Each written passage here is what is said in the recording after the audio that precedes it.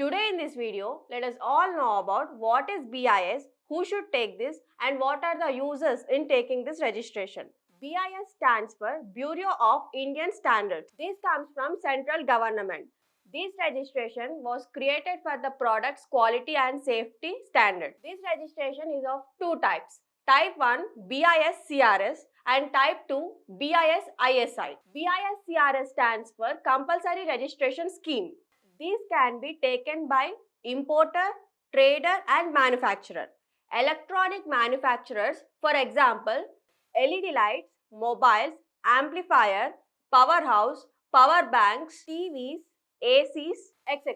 These products are tested in the lab and after testing the report only, the license will be registered. This license valids for 2 years. BIS CRS is the mandatory for some electronic and IT products from which we import the products from other countries. We test the quality and safety standards of the products from Indian government because we need to sell the products in the India. So we need to test the products in central government BIS CRS. And next comes BIS ISI. This stands for Indian Standards Institute.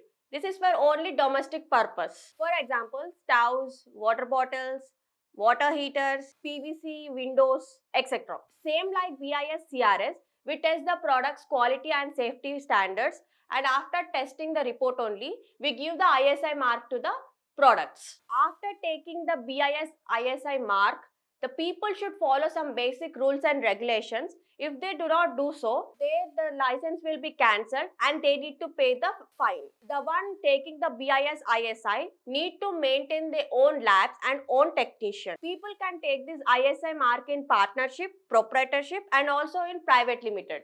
We do all over India BIS CRS and BIS ISI registrations. If you have any requirement in the provided information, please contact to the numbers given below.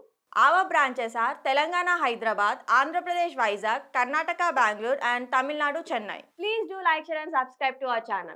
Thank you.